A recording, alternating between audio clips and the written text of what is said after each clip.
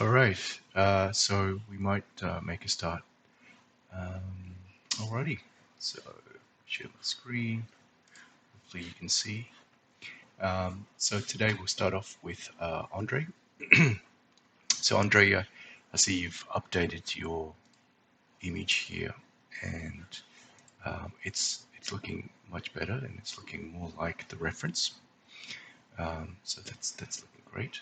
I'm just wondering now whether if you wanted to go further to match the reference footage or the reference image, that you could work on maybe desaturating some of the some of the blues and some of the yellows. As you can see from the reference image, the sky is a little bit um, less saturated, and the lights coming out of the doors look actually okay, and the way they're hitting the walls is pretty good. Um, and I don't know whether it's a shader thing, but maybe the floor could go a little bit more neutral, and that could just be, the way the shade is set up to maybe receive warmer light. But maybe think about how you could go about desaturating the image so it looks more like the reference. And I noted that you had a comment about the depth of field. And one thing to note, especially from what you mentioned about your image, let's see, Andre, that um, you used an f-stop of 11. Now, I think what might be useful at this point is to go to this website called DOF Simulator, so Depth of Field Simulator. And so this is probably the best way to show you the effect of focal length and f-stop on depth of field. So you mentioned that you had an f-stop of 11. So an f-stop of 11, the aperture is closed down quite a bit, so it's very small compared to, something that's stopped up to, f1 or f1.4, which is a very, it's the aperture is quite wide. And so if you were to stop down to f11 and going back to your image here, it looks like you probably shot or framed the camera using a wide angle lens. So most likely the lens looks to me like it's something maybe like a 24 or maybe even less. So as you can see there, the wider the lens and the smaller the aperture, the less depth of field you'll actually get. So going back to your image here, what you see in that viewport there with the depth of field there is definitely not photographically accurate. And you'll see here that if you look at the reference image, there it's probably a similar lens that's being used. Probably looks like maybe, I don't know, like a 16 mil on a 35 millimeter film back. So it's very wide, and excuse me.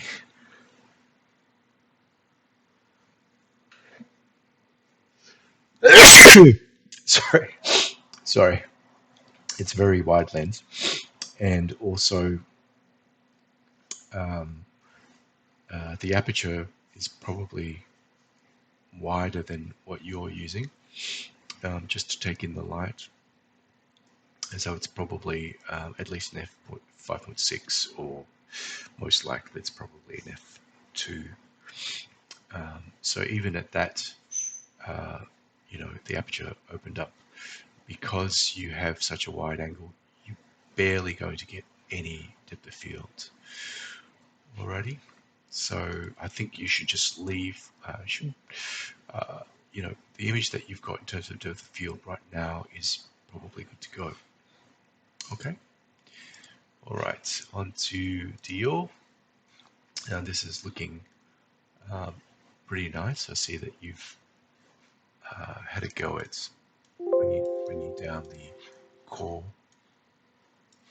I'll just draw it real quick. So I see that you've had a go at,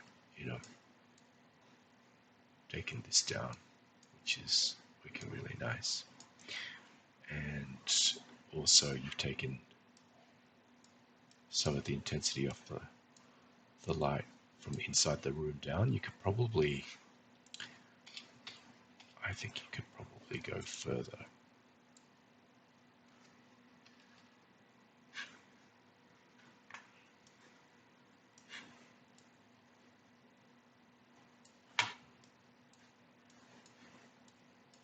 So I would darken a little bit further so that the brighter parts are where his hand's touching. And also, I noted that you're probably using some sort of subsurface shader, but it feels his fingertips are getting a little bit glowy. So you could probably tweak the settings on the subsurface so that it's not, I guess light isn't bouncing around so much on the skin and being transmitted out the other end. Let's see. And I see that you've got a no volume and a volume pass. I definitely prefer the volume. That definitely adds to separate the foreground character from the backgrounds. Given that the background's quite dark, I would just I would go for the volume version. What else? Let's see. Only other thing that kind of bumps for me is his eye reflection. I feel like perhaps it's a little bit too bright and a little bit too broad, and if you darken these areas here, then that gives you a pretext to make this highlight smaller.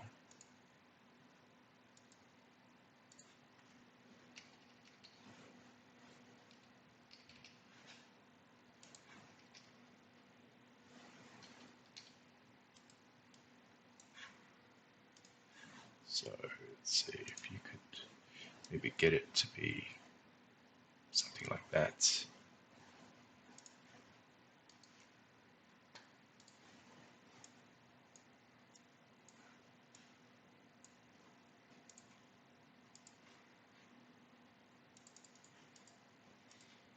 I think it would just look better. And yeah, overall it's looking really good, Dior. Really liking how it's coming along. So yeah, nice work. Yeah, so maybe you just work on those tweaks, and I think you're done. You're good to render. All right, Christopher. I see you have an update for your scene with the girl and the robot, and I guess the last iteration you just had a single light source come through the window and were struggling with the shadows on the interior with the furniture, the bookshelf, and the bookcase, etc.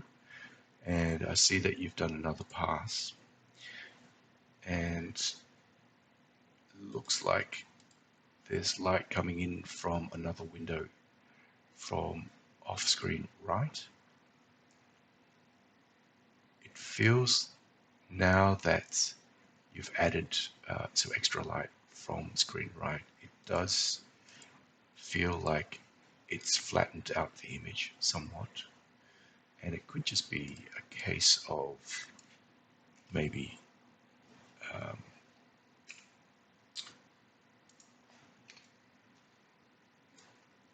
maybe just backing off on that light that you've added, so that we get a little bit more contrast back into the image. And there's something really nice about the warmth of the light coming through in your last version. So I'm wondering whether you could possibly bring some of that back. I'm not sure whether that blurred image is like an IBL that you're using or something, but or whether it's the sunlight or the additional light that you've added that's quite neutral. I'm wondering whether you could add back some of that warmth onto the on the sun.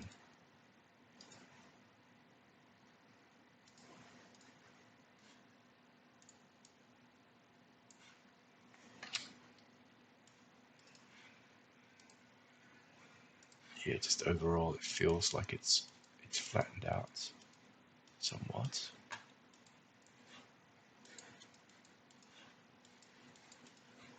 Like you want to bring back some of the shadows.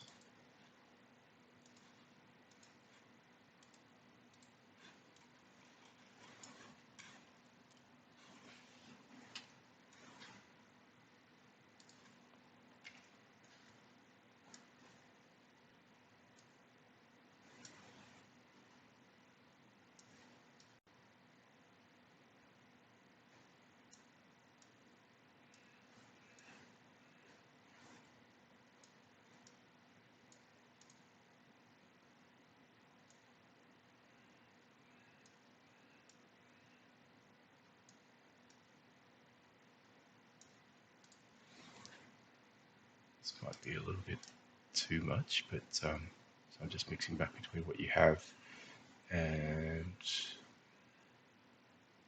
something like that. Feels like you've regained some of that warmth and perhaps some of that contrast that the additional light has perhaps taken away.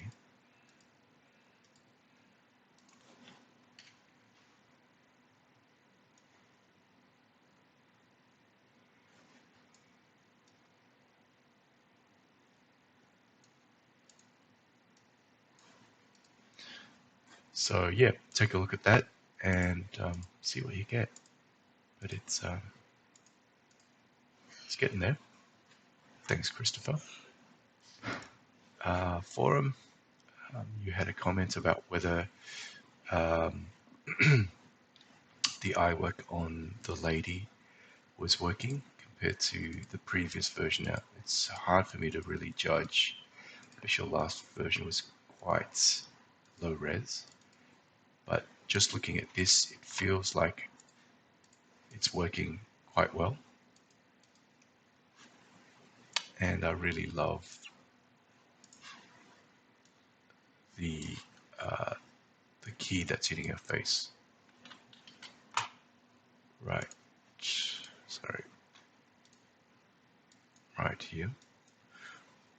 That area is lit up really well, and the guy is looking pretty good as well.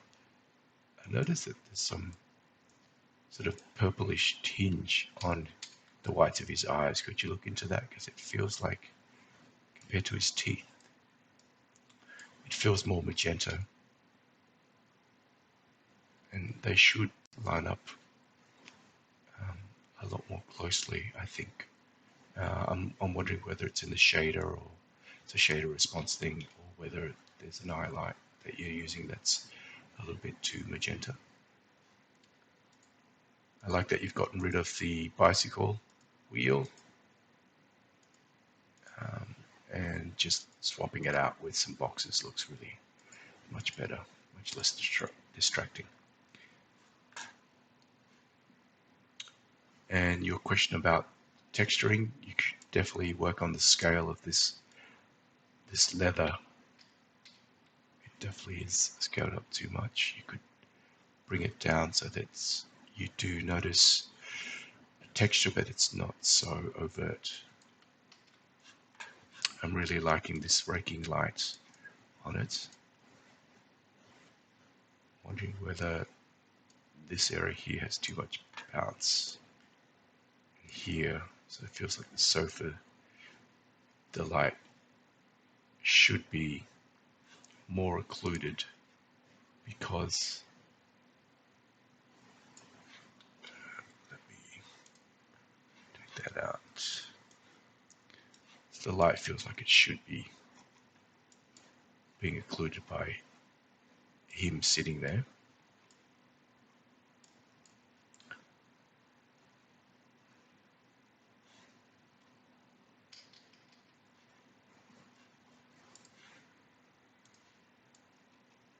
So take a look at that. That does feel odd. And here you could take down whatever's bouncing around here. Just make him feel like he's sitting in there on the sofa.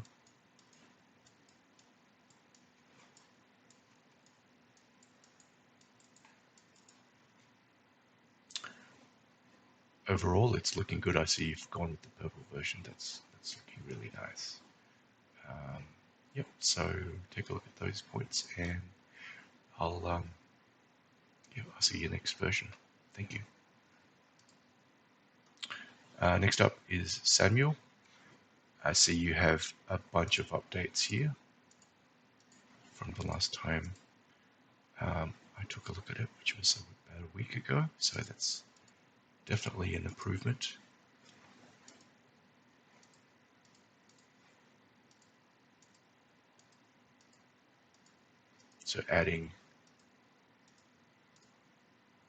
So here you've added a kind of softer rim on both of them, which is wrapping around them in a more gentle way, which I think works really well.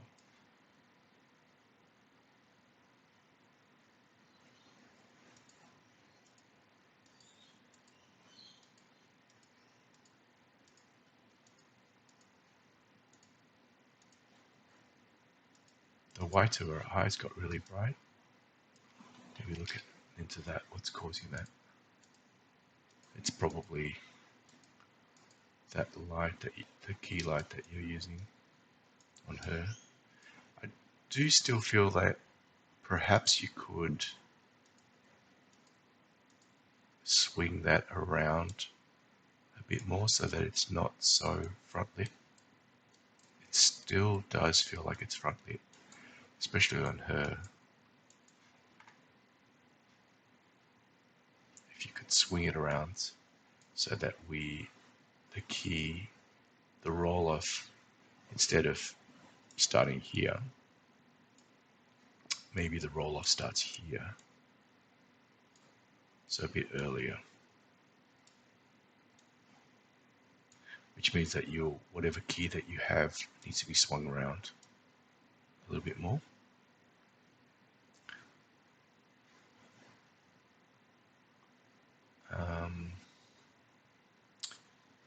Okay, and let's see, and then the first frame, I see that you've darkened the floor and also the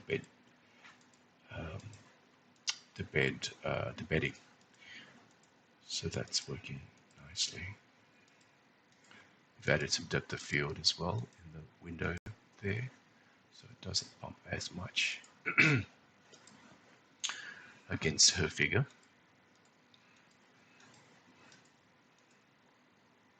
This is working nicely, this first part.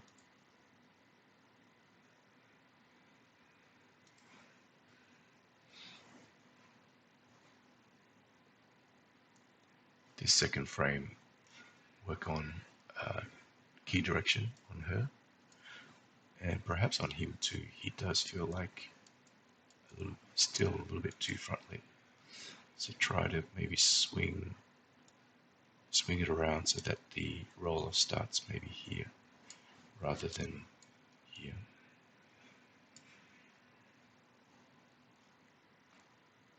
And then this one.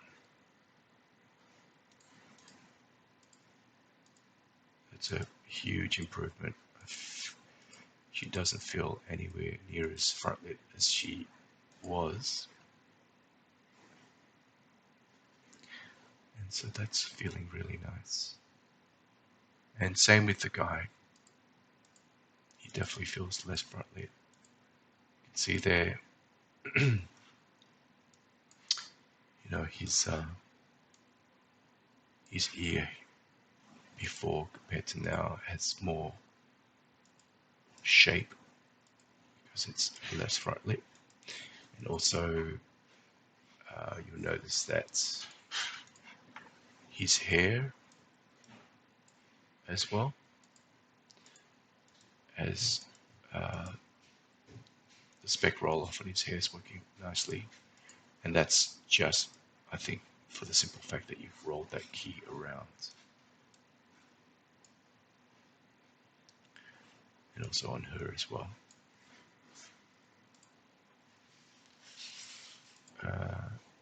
I see you've also darkened the background there, the back wall behind him. So that's working really well.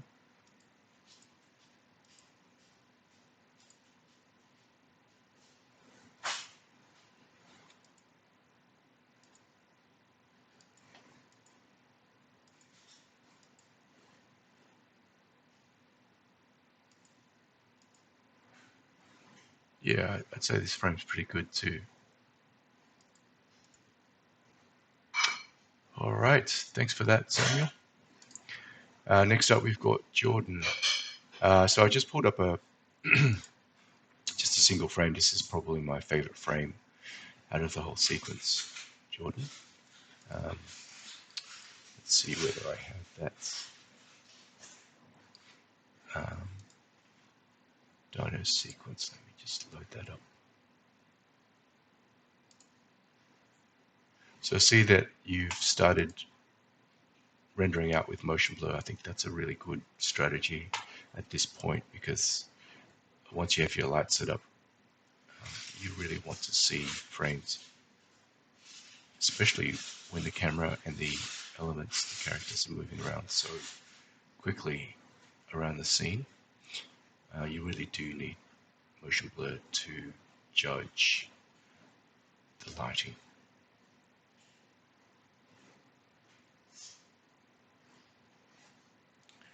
So going back to this frame, yes, this is rendered a bit high res. I can see that you've worked on getting the lights set up. I see that you've got a range of area lights set up throughout the scene that's hitting him and really etching out his form really well. So that's working nicely. So you've got some nice highlight hits on the arm, the back, and also on the head there. So that's great. So keep that. Definitely maintain that. One thing I noticed throughout is that the T-Rex feels underlit, and it feels like he's not getting the attention that he deserves, especially this, this area here, which is his mouth, and that's kind of the elements that is causing the tension in the scene. So when you have when you have an element that's or a character that is creating the tension in the scene, i.e. the teeth, you really want to focus some attention onto it. So I would try and maybe bring up get a light on there.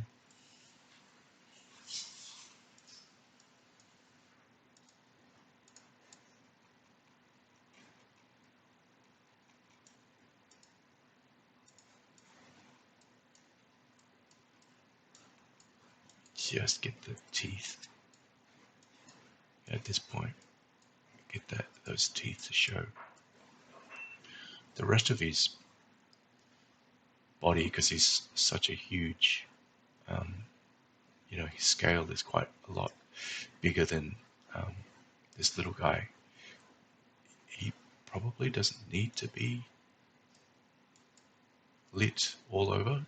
I think focusing on his head and his mouth and his teeth is the way to go. Let's just go back to this.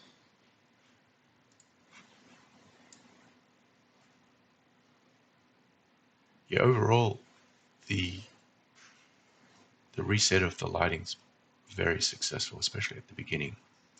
I'm really liking the separation of the foreground dino and the environment. There are moments where, unfortunately, his green is very similar to the grass, and I'm wondering whether you could think about maybe going into the shader and just get it to a point where it starts to feel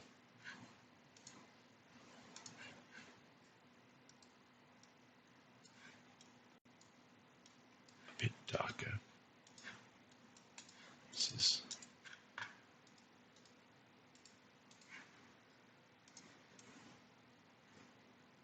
something like that.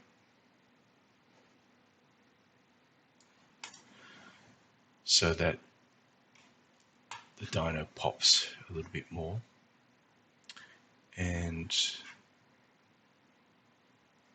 I think you did mention that that you haven't used fog up to that point and you're not feeling any parallax. I think the thing to do at this point, Jordan, is to actually render it on ones so that we see the entire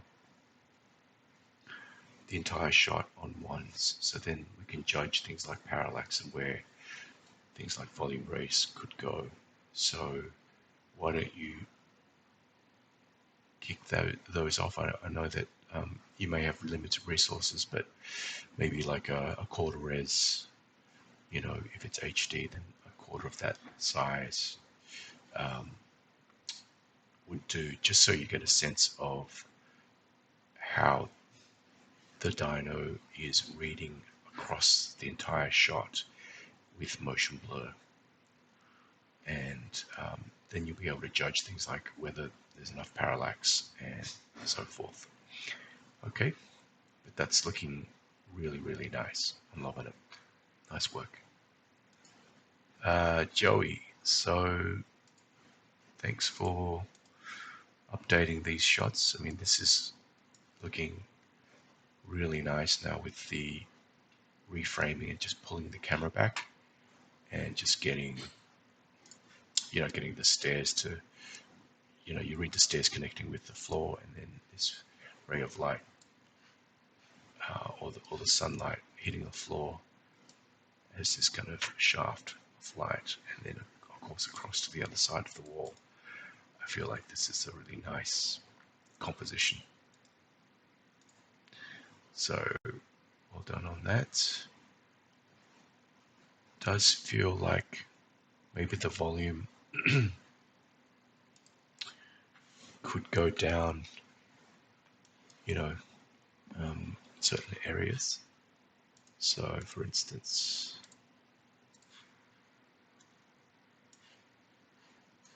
up top here, maybe lose some of that fog that's on the floor.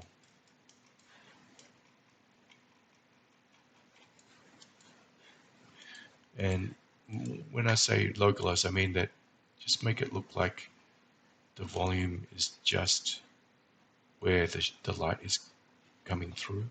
So outside of that cone of light, then the fog can kind of die off, so that we retain that nice contrast. Floors could definitely go darker.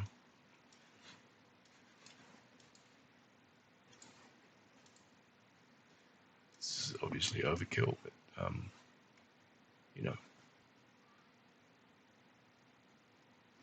somewhere in between. but that's looking really nice. And this shot here is looking really, really nice as well. I'm really liking the sunlight that's coming through and hitting the floor. It's working really well. And, you know, hitting this, the plants and this kind of wall edge here, that's feeling really nice. And I see that you've localized the the volume lights here.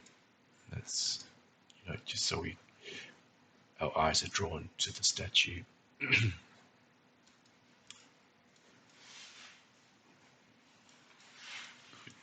know, the shadows could go a little bit darker, just so you've got a bit more contrast in the scene. And that's just a matter of, you know, just backing off on the fog in the areas where the light shaft isn't coming through. So yeah, just localize that volume.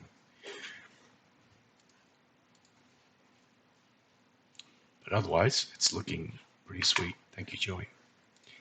Sarah, so thanks for updating your scene. It's looking really nice. The only thing that I would say that I may have steered you to go a little bit too too much on darkening the ceiling and the wall here. So bring some of that back just a little bit.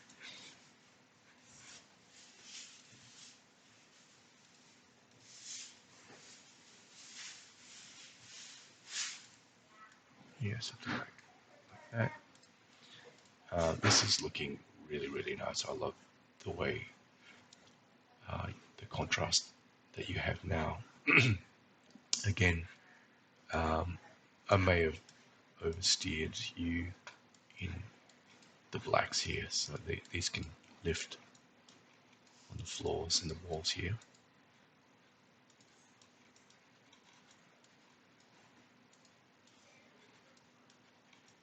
But otherwise, it's looking really, really nice. Loving it. Well done. Thank you. Khang, I see that you've taken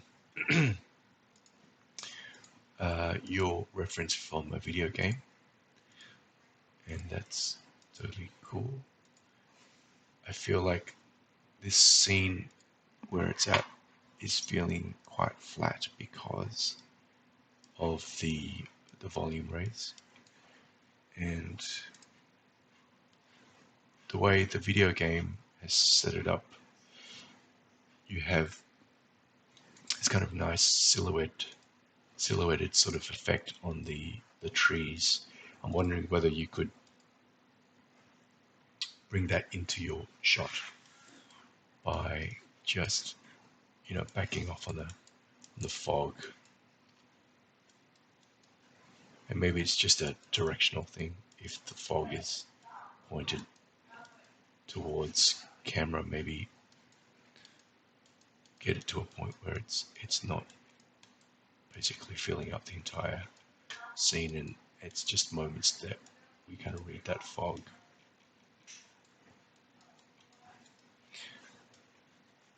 So we get some darkness and some contrast back.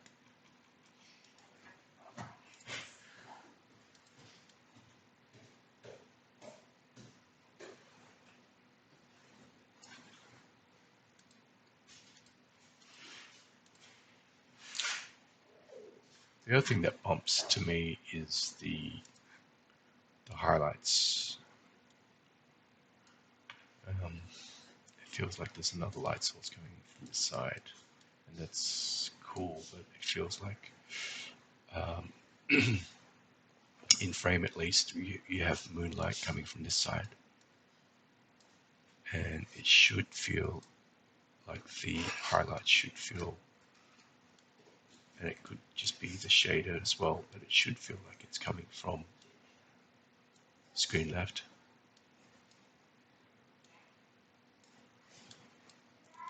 So maybe work on getting that to read more, more directional from the left. Alrighty, thank you. Forum. So you've got Tom and Jerry. You had a concern about darkness and how the room was being lit. I think you should not have to worry about, um, parts of the room going dark. This is a cartoon, and the setup that you're doing,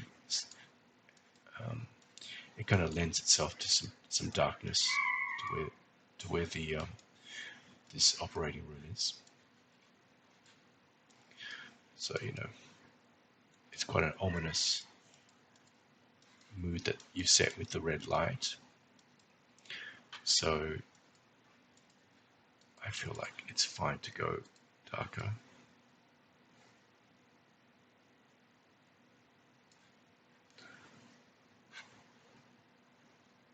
It would be good to also get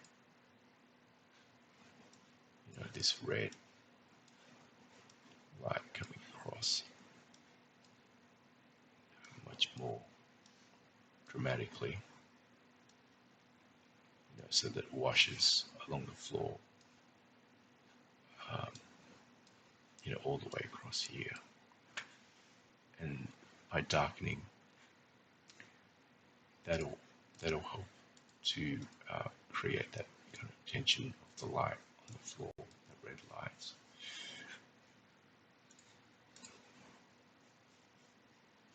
This is a good frame here. Again, play this wall dark. Don't be too concerned about it being dark.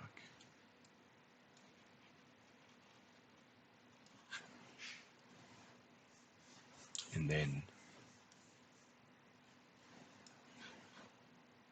this red light can come across and extend across frame, so you just have red all the way across. See what you get.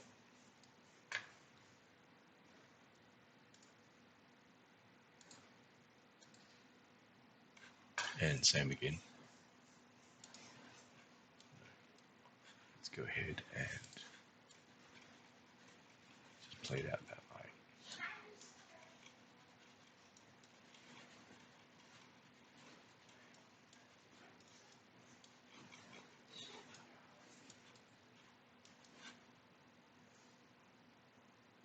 And get the light,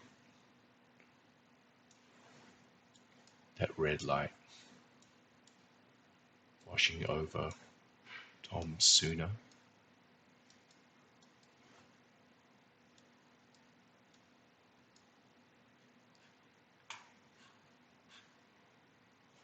Alrighty, but it's looking really, really cool.